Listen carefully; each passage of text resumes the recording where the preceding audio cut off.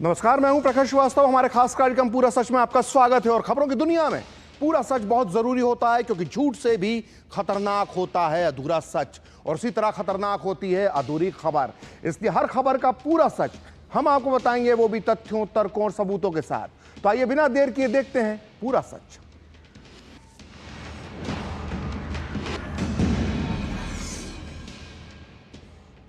और जैसा कहा जा रहा था कि कल रात जो हुआ उसे पहले से कहा जा रहा था, और वो हो गया। इजराइल ने ईरान पर हमला बोल दिया। अब अगले 24 घंटे पूरी दुनिया के लिए बहुत चिंता भरे हो सकते हैं, क्योंकि इन दोनों देशों की लड़ाई से पूरे पश्चिम एशिया में बज सकता है युद्ध का सायरन। इसलिए आज हम आपको बताएंगे कि अगर इजराइल और ईरान में संपूर्ण युद्ध होता है तो कौन पड़ेगा भारी, आखिर किस देश को मिलेगी इस युद्ध में जीत। साथ ही आज हम आपको बताएंगे कि कैसे कई दिनों पहले से ही इजराइल की खुफिया एजेंसी मोसाद ने ईरान के अंदर ही खोल ली थी अपने ड्रोन की फैक्ट्री, और ईरान के अंदर से ही किया गया ईरान पर हमला। साथ ही आज आपको बताएंगे कि आखिर ईरानी सेना के वो टॉप 20 कमांडर्स कौन हैं जिन्हें इजराइल ने मारने का दावा किया है। साथ ही आपको बताएंगे ईरान के उन टॉप 6 परमाणु वैज्ञानिकों के बारे में जिन्हें इजराइल ने एक झटके में खत्म कर दिया है। तो बिना देर किए देखते हैं पूरा सच पूरे विस्तार के साथ। तो इजराइल ने ईरान पर जबरदस्त एयर स्ट्राइक की है। इजराइल ने सुबह 200 फाइटर जेट से कई ठिकानों पर हमला किया था। इसमें कई परमाणु ठिकाने और मिलिट्री साइट्स को निशाना बनाया गया, और इजरायली सेना ने तेहरान के आसपास कम से कम 6 सैन्य ठिकानों को निशाना बनाया है। इन 6 में से 4 जगहों पर परमाणु ठिकाने मौजूद हैं। इस खतरनाक हमले में ईरान के 20 टॉप कमांडर्स मारे गए हैं, ऐसा इजराइल का दावा है। इसमें आर्मी चीफ, एयरफोर्स के चीफ और IRGC के कमांडर इन चीफ भी शामिल हैं।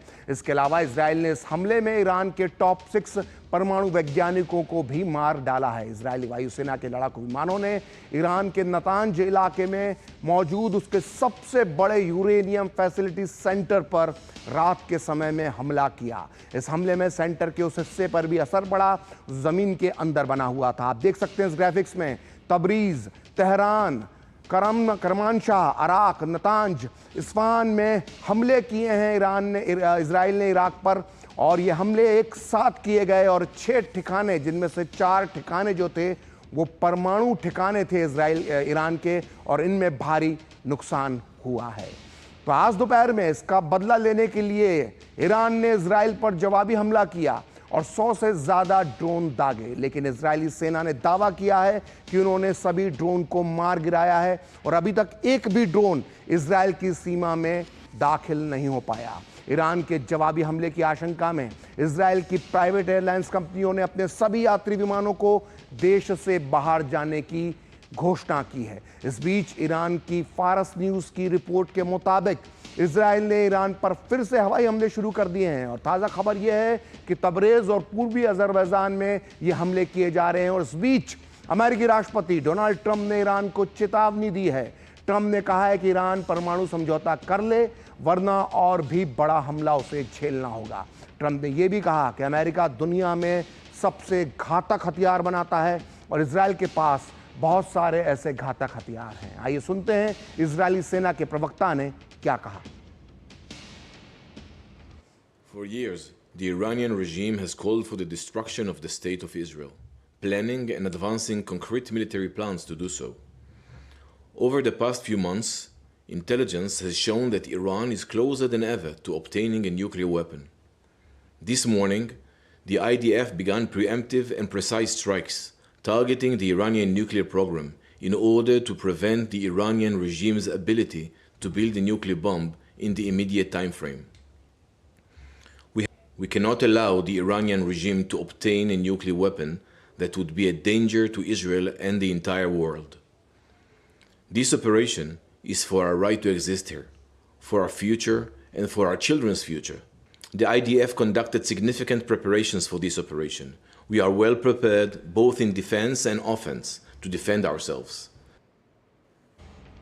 तो सारी दुनिया इजराइल के कामयाब ऑपरेशंस के बाद उसकी एयरफोर्स की तारीफ कर रही है, लेकिन इस हमले की कामयाबी का असली श्रेय इजराइल की खुफिया एजेंसी मोसाद, जो पूरी दुनिया में मशहूर है, उसे दिया जाना चाहिए, क्योंकि इजराइल का इतना सटीक हमला मोसाद के बिना संभव नहीं था। इजराइल मीडिया रिपोर्ट्स के मुताबिक अपनी एयरफोर्स का रास्ता बनाने के लिए मोसाद ने ईरान के मिसाइल पावर सिस्टम को कमजोर किया और उसके एयर डिफेंस सिस्टम को बेअसर करने का काम किया। दुनिया को यह जानकर हैरानी हो रही है कि मोसाद ने ईरान के अंदर ही अपना ड्रोन बेस, ड्रोन की फैक्ट्री बना ली थी। यानी ईरान पर हमला करने वाले ड्रोन इजराइल से नहीं बल्कि ईरान के अंदर ही उड़े और उन्होंने सबसे पहले मिसाइल सिस्टम और एयर डिफेंस सिस्टम जो ईरान का था उसे तबाह कर दिया। इजराइल ने यह ऑपरेशन कई वर्षों की खुफिया जानकारी, योजना और तकनीक के आधार पर इसे तैयार किया था, जिसमें इजराइल को सफलता मिली और उसने ईरान को भारी नुकसान पहुंचाया। इसके अलावा मोसाद ने ईरान के सभी टॉप सैन्य कमांडरों और परमाणु वैज्ञानिकों के ठिकाने की भी जानकारी जुटा रखी थी पहले से ही, और इनमें से कई को इस ऑपरेशन में निशाना बनाया गया और उनको उनके घर पर ही मार दिया गया।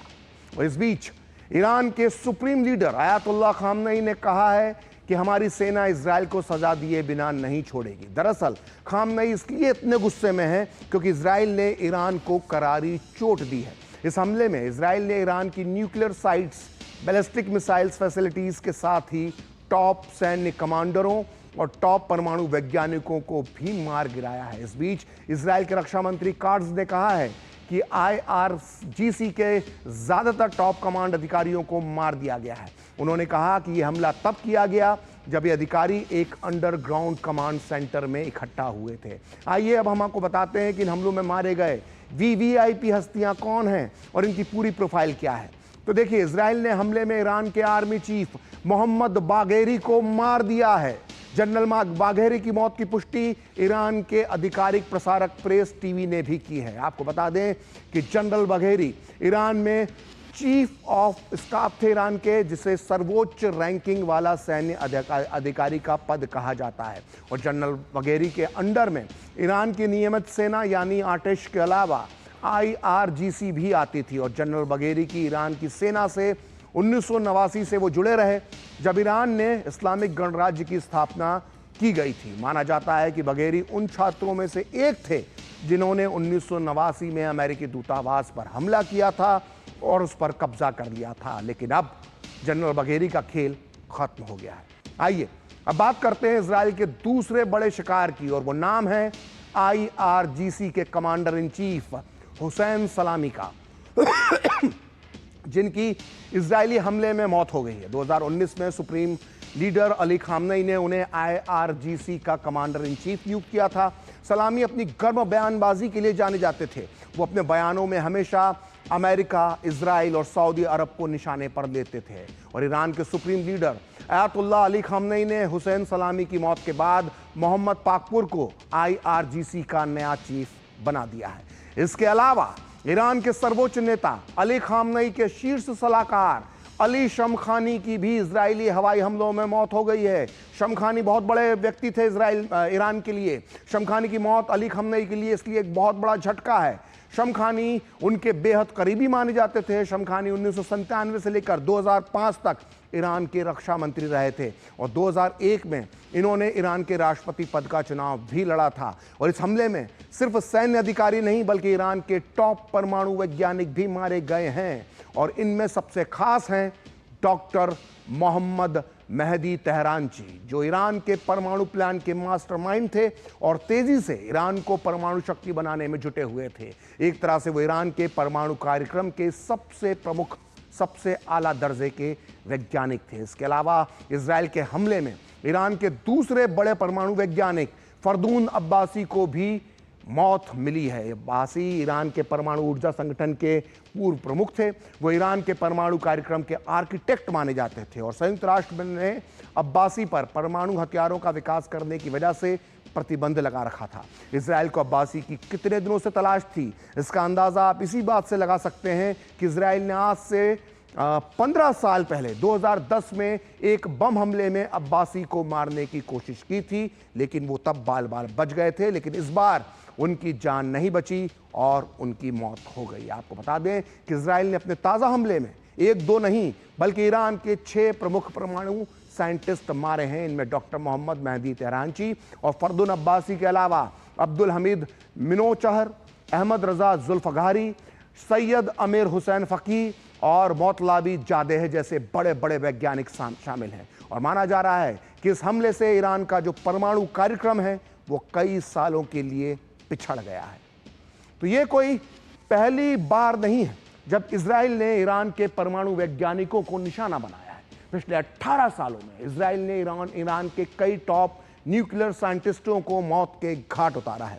जानकारों का मानना है कि अगर इजराइल ऐसा नहीं करता तो ईरान बहुत पहले ही परमाणु बम बना लेता, लेकिन इजराइल की खुफिया एजेंसी मोसाद ने हर बार ईरान का काम बिगाड़ दिया। मोसाद के इस सीक्रेट मिशन की शुरुआत हुई थी साल 2007 में, जब उसने ईरान के उस समय के टॉप परमाणु वैज्ञानिक अर्देशिर हुसैनपुर और उनके कई सहयोगियों की हत्या कर दी। इन सभी को उनकी लैब में जिस जगह पर वो रिसर्च कर रहे थे, इसी रिसर्च के दौरान धीरे धीरे जहरीली गैस दी गई और उन्हें मार दिया गया। इसके बाद 2010 में एक और परमाणु वैज्ञानिक मसूद अली मोहम्मदी को तेहरान में उनके घर के सामने एक मोटरसाइकिल में विस्फोट करके मौत के घाट उतार दिया गया था, लेकिन इस हत्या को इजराइल ने कभी स्वीकार नहीं किया।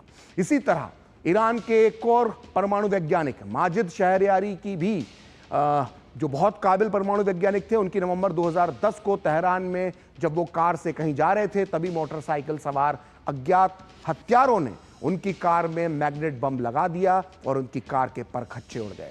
तब भी ईरानी अधिकारियों ने इस हत्या का आरोप इजराइल और अमेरिका पर लगाया था, लेकिन ना तो इजराइल ना अमेरिका ने इसे स्वीकार किया और इजराइल ने इस हत्याकांड में अपना हाथ होने से इनकार कर दिया। इसी तरह दरियुश रेजाई निजात जैसे बड़े परमाणु वैज्ञानिक की 2011 में तेहरान में 5 गोलियां मारकर हत्या कर दी गई। इसके बाद वैज्ञानिक मुस्तफ़ा अहमदी रोशन को जनवरी 2012 को उनकी कार में बम लगाकर उनकी हत्या कर दी गई। इसके बाद नंबर आया वैज्ञानिक मोहसिन फ़खरी जादेह का। ये ईरान के परमाणु कार्यक्रम के सबसे बड़े नाम थे, लेकिन नवंबर 2020 को तेहरान में इनकी कार पर अज्ञात हमलावरों ने गोलियां चलाईं, जिसके बाद उन्होंने दम तोड़ दिया। तब ईरान के विदेश मंत्री ने कहा था कि फ़खरी जादेह की हत्या में इजराइल के शामिल होने के गंभीर सबूत मिले हैं। रिपोर्ट्स के मुताबिक फ़खरी जादेह 2003 में रोके गए ईरान के गुप्त परमाणु बम कार्यक्रम का नेतृत्व कर रहे थे, लेकिन एक एक करके इजराइल ने सबको मौत के घाट उतार दिया। दरअसल इजराइल का यह ऑपरेशन ईरान के परमाणु हथियार कार्यक्रम को खत्म करने के लिए चलाया जा रहा है, क्योंकि इसे इजराइल अपने राष्ट्रीय अस्तित्व के लिए एक बहुत बड़ी सीधी चुनौती, एक बहुत बड़ा खतरा मानता है। इसलिए इजरायली सेना ने जो ताज़ा हमले किए हैं उसमें न्यूक्लियर ठिकानों को खास तौर से निशाना बनाया गया है। इजराइल का कहना है कि ईरान ने वर्षों से खुफिया तरीके से परमाणु हथियार कार्यक्रम को बढ़ावा दिया है, जबकि अंतर्राष्ट्रीय मंचों पर झूठे वादे किए हैं और दुनिया को गुमराह किया है। IAEA यानी इंटरनेशनल एटॉमिक एनर्जी एजेंसी की हालिया रिपोर्ट्स का हवाला देते हुए इजराइल ने दावा किया कि ईरान के पास इतना उच्च संवर्धित यूरेनियम है जिससे 9 से ज़्यादा परमाणु बम बनाए जा सकते हैं, और इनमें से 1/3 की मात्रा सिर्फ पिछले 3 महीनों में ही जमा की गई है। और बीते 2 दशकों में इतनी तेज कोशिशें कभी नहीं देखी गई। इजराइल का आरोप है कि ईरान ने परमाणु हथियार बनाने की कोशिशें तब और तेज कर दी जब वो अमेरिका से इस मुद्दे पर बातचीत भी कर रहा है। इसलिए इजराइल का कहना है कि उसे अपने अस्तित्व की रक्षा के लिए ईरान पर तत्काल हमला करना बेहद ज़रूरी था। मतलब इजराइल के पास खतरे के आने से पहले ही इसे खत्म कर देने के अलावा और कोई विकल्प नहीं बचा था। आइए अब आपको बताते हैं कि आखिर इजराइल और ईरान के बीच ये मामला यहाँ तक पहुँचा आखिर कैसे। देखिए, 7 अक्टूबर 2023 को हमास ने दक्षिणी इजराइल में बर्बर आतंकी हमला किया था, जिसके बाद इजराइल ने गाजा में बड़ा सैन्य अभियान शुरू किया। जिसके बाद ईरान ने इजराइल को सैन्य अभियान जारी रखने पर बड़े क्षेत्रीय संघर्ष की चेतावनी दी और ईरान के प्रॉक्सी हिजबुल्लाह ने उत्तर इजराइल में दूसरा मोर्चा खोल दिया। दिसंबर 2023 से मार्च 2024 के बीच इजराइल ने सीरिया में IRGC के ठिकानों पर हमले बढ़ा दिए, जिससे कई सीनियर कमांडर मारे गए। अप्रैल 2024 में इजराइल ने दमिश्क में ईरान के वाणिज्य दूतावास पर बमबारी की, जिसमें ब्रिगेडियर जनरल मोहम्मद रेजा जाहिदी की मौत हो गई। ईरान ने बदला लेने की कसम खाई और 13 और 14 अप्रैल 2024 को ईरान ने इजराइल पर पहला सीधा हमला किया जिसमें 300 से ज्यादा ड्रोन और मिसाइलें दागी गई, लेकिन इजराइल के सुरक्षा तंत्र ने इस हमले को नाकाम बना दिया। और कुछ दिनों बाद इजराइल ने इस्फहान के पास एक रडार साइट पर बमबारी करके इस हमले का जवाब दिया। फिर जुलाई 2024 में हमास नेता इस्माइल हानिया की तेहरान में हत्या कर दी गई और सितंबर 2024 में इजराइल ने हिजबुल्लाह के चीफ हसन नसरल्ला और बैरूत में IRGC के डिप्टी कमांडर अब्बास नीलोफरोशान सहित कई हिजबुल्लाह कमांडरों को मार डाला। अक्टूबर 2024 में ईरान ने इजराइल पर फिर हमला किया और करीब 200 से ज्यादा बैलिस्टिक मिसाइलें दागी। इसके बाद इजराइल ने ईरान से जुड़ी 20 से ज्यादा जगहों पर हमला किया। जनवरी से मार्च 2025 के बीच लेबनान, यमन, सीरिया, इराक में ईरान के कई प्रॉक्सी मोर्चे पर लड़ाई तेज हो गई और इस बीच ईरान परमाणु कार्यक्रम पर अमेरिका के साथ फिर से बातचीत शुरू हुई। अब तक 5 दौर की बातचीत हो चुकी है और छठे दौर की बातचीत 15 जून को होनी थी, लेकिन इसके पहले ही इजराइल ने ऑपरेशन राइजिंग लायन शुरू कर दिया और ईरान के परमाणु ठिकानों को निशाना बनाया है, जिससे पश्चिम एशिया में एक बार फिर तनाव चरम पर पहुंच गया है। तो ईरान के परमाणु ठिकानों पर हमला करने के बाद इजरायली प्रधानमंत्री बेंजामिन नेतान्याहू ने कहा है कि यह हमला इजराइल के अस्तित्व पर मंडरा रहे खतरे को दूर करने के लिए किया गया है और जब तक यह खतरा खत्म नहीं हो जाता तब तक यह ऑपरेशन जारी रहेगा। आप भी सुनिए इजरायली प्रधानमंत्री नेतान्याहू ने क्या कहा। Iran is gearing up to produce 10,000 of those ballistic missiles within 3 years. Now just imagine 10,000 tons of TNT landing on a country the size of New Jersey. This is an intolerable threat. It too must be stopped. In recent years, Iran has produced enough highly enriched uranium for 9 atom bombs. 9. In recent months, Iran has taken steps that it has never taken before, steps to weaponize this enriched uranium. And if not stopped, Iran could produce a nuclear weapon in a very short time. It could be a year, it could be within a few months, less than a year. This is a clear and present danger to Israel's very survival. Visual चलाओ। Iran का परमाणु कार्यक्रम दशकों से अंतर्राष्ट्रीय जांच का विषय रहा है। तो आइए अब आपको बताते हैं कि ईरान के परमाणु कार्यक्रम और उसे लेकर अब तक हुए विवादों के बारे में। ईरान के परमाणु कार्यक्रम की शुरुआत 1950 के दशक में हुई। इस वक्त ईरान में पहलवी राजवंश का शासन था और आपको यह जानकर हैरानी होगी कि ईरान का परमाणु कार्यक्रम अमेरिका के समर्थन से शुरू हुआ था। 1970 के दशक में पावर रिएक्टरों की परियोजनाओं के साथ इसका विस्तार हुआ, लेकिन ईरान में 1989 की इस्लामिक क्रांति के बाद इसे रोक दिया गया। 1980 के दशक में ईरान इराक युद्ध के दौरान ईरान ने खुफिया तरीके से परमाणु कार्यक्रम पर फिर काम शुरू किया। 1989 में अयातुल्लाह खुमैनी की मौत के बाद ईरान परमाणु कार्यक्रम का विस्तार हुआ और ईरान ने यूरेनियम संवर्धन सुविधाओं और अनुसंधान रिएक्टरों पर काम शुरू किया। 2002 में ईरान के खुफिया परमाणु ठिकानों दतांज और अराक का खुलासा हुआ। इन जगहों पर कल हमले किए गए हैं, जिसके बाद अंतर्राष्ट्रीय समुदाय में संदेह बढ़ा था उस वक्त की ईरान परमाणु हथियार विकसित कर रहा है। 2003 में अंतर्राष्ट्रीय परमाणु ऊर्जा एजेंसी यानी IAEA ने जांच शुरू की। हालांकि ईरान ने दावा किया कि उसका कार्यक्रम शांतिपूर्ण मकसद के लिए है और IAEA के मुताबिक ईरान ने 2003 तक खुफिया तरीके से परमाणु हथियार कार्यक्रम पर काम किया, जिसे बाद में रोक दिया गया। 2010 में संयुक्त राष्ट्र अमेरिका और यूरोपीय संघ ने ईरान पर आर्थिक प्रतिबंध लगाए क्योंकि संदेह था कि उसका कार्यक्रम परमाणु हथियारों के लिए है और इन प्रतिबंधों ने ईरान को अंतर्राष्ट्रीय बाजारों में तेल बेचने से रोक दिया और देश की 100 अरब डॉलर की जो विदेशी संपत्ति थी ईरान की अलग अलग देशों में, उसे फ्रीज कर दिया गया। इससे जो ईरान की जो अर्थव्यवस्था थी वो मंदी का शिकार हो गई और इससे उसका मुद्रा का रिकॉर्ड जो था वो निचले स्तर पर पहुंच गया। 2015 में ईरान और 6 वैश्विक ताकतें जिनमें अमेरिका, चीन, फ्रांस, रूस, जर्मनी और ब्रिटेन शामिल हैं,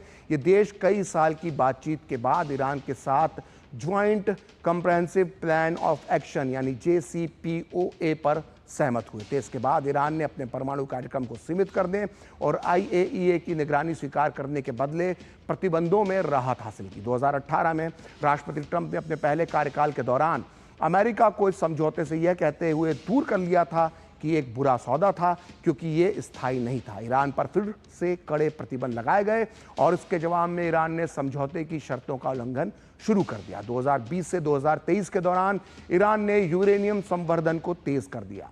IAEA ने अपनी हालिया रिपोर्ट में कहा है कि ईरान परमाणु हथियार विहीन एकमात्र ऐसा देश है जो इस खतरनाक स्तर तक यूरेनियम संवर्धन कर रहा है, और ये चिंता की बात है। JCPOA के समझौते को दोबारा लागू करने के लिए मई 2021 में दोबारा ईरान और अमेरिका में बातचीत शुरू हुई थी। तब बाइडेन अमेरिका के राष्ट्रपति थे। हालांकि इसका कोई खास नतीजा नहीं निकला। अब एक बार फिर अमेरिका और ईरान के बीच इस मुद्दे पर बातचीत शुरू हो गई है। अब ट्रंप चाहते हैं कि ईरान प्रतिबंधों को तोड़ना बंद करे और एक बार फिर से अमेरिका के साथ नए सिरे से न्यूक्लियर डील के लिए तैयार हो जाए।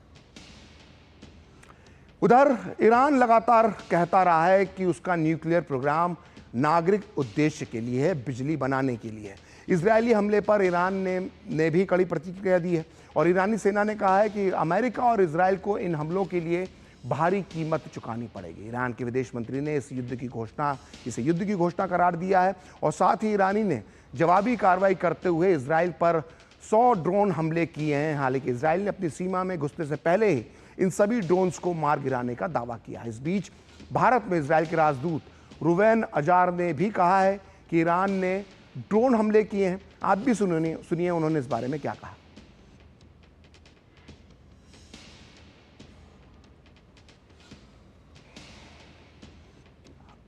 Report that more than 100 drones have been launched from Iranian territory towards Israel. This will take about 7 hours to get into Israel. Probably it will be combined with a strike of ballistic missiles like they did last April or even more.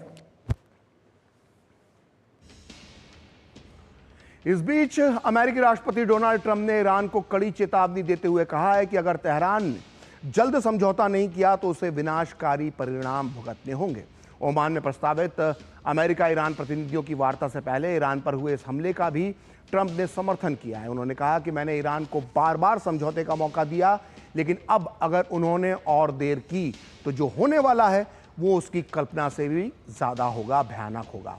और America के पास दुनिया के सबसे घातक सैन्य उपकरण हैं, जिनमें से कुछ इजराइल के पास भी हैं, ये भी ट्रंप ने कहा है। और वो जानते हैं कि इसका इस्तेमाल कैसे करना है, ये इजराइल जानता है। ट्रंप ने धमकी दे दी और ट्रंप ने दावा किया है कि ईरान के कई कट्टरपंथी नेता जो अब मुखर थे अब मारे जा चुके हैं और ये सिर्फ शुरुआत है। उन्होंने स्वीकार किया कि अब तक भारी जान माल का नुकसान हुआ है, लेकिन अब भी समझौते की संभावना मौजूद है। हालांकि इससे पहले अमेरिकी विदेश मंत्री मार्को रूबियो ने कहा था कि इन हमलों में अमेरिका शामिल नहीं था और अमेरिका ने किसी तरह की मदद इजराइल को नहीं दी है। इस पर यह बात भी सच है कि बीते 10 दिनों से लग रहा है कि ईरान पर हमला होने वाला है। और 12 जून को अमेरिका ने मिडिल ईस्ट से कुछ अमेरिकी नागरिकों और अधिकारियों को निकालना भी शुरू कर दिया था, क्योंकि वहां हालात खतरनाक हो सकते हैं। और इसके अलावा बीते 2 महीने से अमेरिका की सबसे घातक बम बरसाने वाले विमान B-2 स्प्लिट बॉम्बर की 30% फ्लीट हिंद महासागर के छोटे द्वीप डिएगो गार्सिया में तैनात है। तो ईरान और इजराइल के टकराव के बीच मिडिल ईस्ट में लड़ाई की आशंका बढ़ गई है। इन हालात में अगर ईरान और इजराइल के बीच फुल स्केल वॉर यानी संपूर्ण युद्ध शुरू हो गया तो कौन पड़ेगा भारी, ये पूरी दुनिया पूछ रही है। आइए देखते हैं कि ईरान और इजराइल में से किसकी सेना कितनी ताकतवर है और किसके पास कौन कौन से हथियार हैं। तो ग्लोबल फायर पावर के मुताबिक दुनिया में मिलिट्री रैंकिंग की बात करें तो ईरान 14वें नंबर पर और इजराइल 17वें नंबर पर है। ईरान के पास 11,80,000 सैनिक हैं, वहीं इजराइल के पास 6,70,000 सैनिक हैं। ईरान के पास कुल 1996 टैंक हैं, वहीं इजराइल के पास 1370 टैंक हैं। ईरान के पास हैं 186 फाइटर जेट्स। ये देखिए 186 फाइटर जेट्स ईरान के पास हैं, वहीं इजराइल के पास जो फाइटर प्लेन हैं वो 241। वहीं ईरान के पास 129 हेलीकॉप्टर हैं, जबकि इजराइल के पास 146 हेलीकॉप्टर है। इस मामले में थोड़ा सा इजराइल आगे है। ईरान के पास अगर हम सबमरीन की बात करें, पनडुब्बी की बात करें तो 19 पनडुब्बियां हैं, वहीं इजराइल के पास 5 पनडुब्बियां हैं। और कुछ रिपोर्ट्स के मुताबिक इजराइल के पास 80 परमाणु हथियार हैं, लेकिन ईरान के पास कितने परमाणु हथियार हैं या नहीं है, इसकी कोई भी जानकारी किसी के पास आधिकारिक तौर पर नहीं है। तो ईरान अब इजराइल पर पहले से भी बड़ा पलटवार कर सकता है। और इसीलिए इजराइल के प्रधानमंत्री बेंजामिन नेतन्याहू ने अपने नागरिकों को सावधान रहने की नसीहत दी है। ईरान के किसी भी बड़े हमले को देखते हुए इजराइल ने अपनी तैयारियां शुरू कर दी हैं और इजराइल के आयरन डोम सिस्टम पूरी तरह से तैयार है। लेकिन अगर यह फेल हो जाता है तो आम जनता को बचाने के लिए सबसे कारगर उपाय जो इजराइल के पास है वो है उसके बंकर। पूरा सच में हम आपको बताते हैं कि इस तरह की आपात स्थिति में अपने नागरिकों की सुरक्षा के लिए इजरायली सुरक्षा एजेंसियां किस तरह से बंकर का इस्तेमाल करती हैं। दरअसल इजराइल में एक व्यापक सायरन प्रणाली है जो खतरे की स्थिति में बजती है और नागरिकों को तत्काल सुरक्षित स्थान पर जाने का संकेत देती है। मोबाइल फोन और ऐप्स के माध्यम से भी अलर्ट भेजे जाते हैं। सायरन बजने पर नागरिकों को तुरंत बंकर या फिर सुरक्षित कमरों में जाना होता है। इमारत में बने इन बंकरों को मामाद कहा जाता है। विस्फोटों और हमलों से सुरक्षित रखने के लिए इन बंकरों को कंक्रीट और स्टील जैसी मजबूत सामग्रियों से बनाया जाता है और बंकरों में हवा की शुद्धता और गुणवत्ता को बरकरार रखने के लिए एक प्रणाली भी होती है, एक सिस्टम भी होता है जो बाहरी हानिकारक तत्वों जैसे गैस, धुएं और से उन्हें सुरक्षा प्रदान करता है जो बंकर के अंदर होते हैं। और इन बंकरों में पर्याप्त मात्रा में पानी, भोजन और प्राथमिक चिकित्सा सामग्री रखी जाती है। इसके अलावा संचार उपकरण और नेटवर्क की भी मजबूत व्यवस्था रहती है ताकि लोग एक दूसरे और बाहरी दुनिया से जुड़े रह सकते हैं, ताकि खतरा टलने के बाद लोगों को बंकर से बाहर आने की सूचना भी मिल जाए। तो यह है इजराइल की तैयारी। और पूरा सच में वक्त एक ब्रेक का, और ब्रेक के बाद बताएंगे ईरान और इजराइल की इस दुश्मनी की जड़ें हैं कितनी गहरी।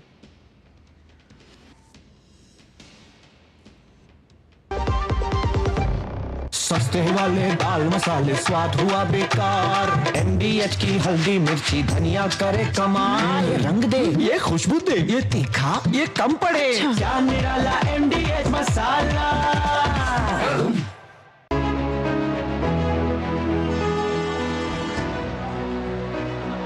अधिकार का कागज हाथों में है पर कानून समझने वाला कोई नहीं।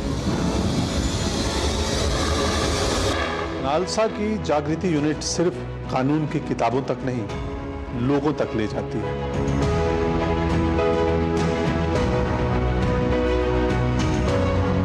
महिलाएं, मजदूर, वृद्ध या बच्चे, हर किसी के लिए कानूनी मदद बस एक फोन कॉल दूर।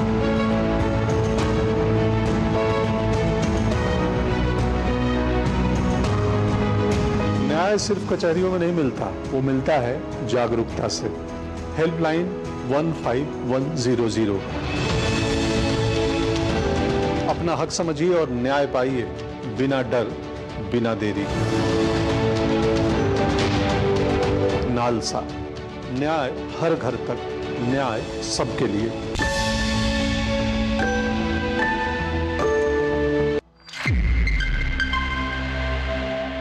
कहते हैं कि dog is man's best friend, पर चौबे जी के अस्पताल का बिल हम थोड़े ना भर सकते हैं।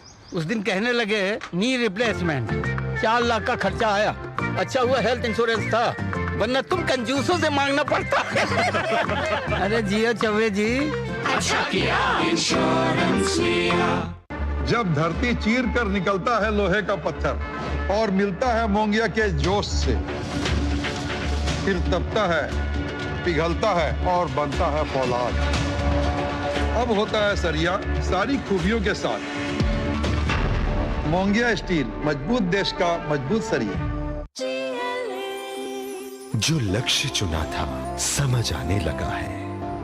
GLA यूनिवर्सिटी, उच्च लक्ष्य की निश्चित प्राप्ति। शादी का किचन महके जहां, गोल्डी किचन किंग मसाले हो वहां। गोल्डी लाई है फ्रेश लॉक टेक्नोलॉजी जो रखे मसालों को हर समय फ्रेश।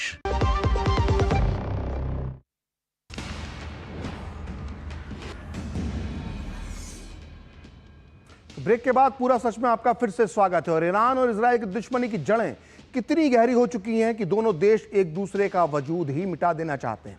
ईरान इजराइल को छोटा शैतान और अमेरिका को बड़ा शैतान मानता है, लेकिन आज जो एक दूसरे के कट्टर दुश्मन हैं, कभी ये दोनों देश गहरे दोस्त हुआ करते थे।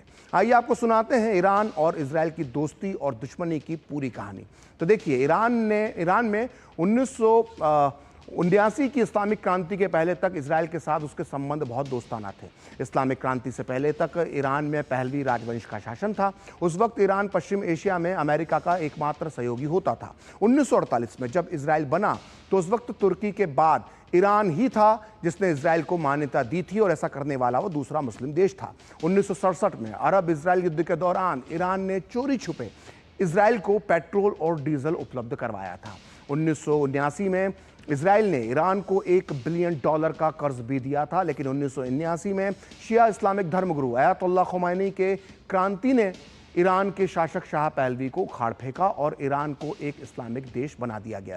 इसके बाद अयतुल्लाह खुमैनी की सरकार ने इजराइल के साथ संबंध तोड़ लिए, यहां तक कि 1980 में तेहरान में इजरायली दूतावास को जब्त करके यासिर अराफात के फिलिस्तीनी लिबरेशन ऑर्गेनाइजेशन यानी PLO को इसे सौंप दिया गया। लेकिन पर्दे के पीछे से इजराइल ने 1980 से 1988 तक ईरान इराक युद्ध के दौरान ईरान को काफ़ी मदद पहुंचाई। 1981 में इजराइल ने ऑपरेशन बेबीलोन के तहत इराक के परमाणु रिएक्टर पर बमबारी करके उसे नष्ट कर दिया और इजराइल का यह कदम ईरान के लिए किसी वरदान से कम नहीं था। लेकिन इस युद्ध के बाद ईरान और इजराइल के संबंध तब और बिगड़ गए जब यह खुलासा हुआ कि ईरान परमाणु हथियार हासिल करने की कोशिश कर रहा है। इजराइल किसी भी कीमत पर यह नहीं चाहता कि मध्य पूर्व या फिर किसी भी मुस्लिम देश के पास परमाणु हथियार हो। तब से दोनों देशों के रिश्तों में और खटास आती गई जो अब कट्टर दुश्मनी में बदल गई है। तो आज पूरा सच में इतना ही। अगले हफ्ते होगी फिर आपसे मुलाकात अपने इस खास कार्यक्रम पूरा सच में किसी और मुद्दे की पड़ताल के साथ। तो मुझे और मेरी पूरी टीम को दीजिए अनुमति। नमस्कार।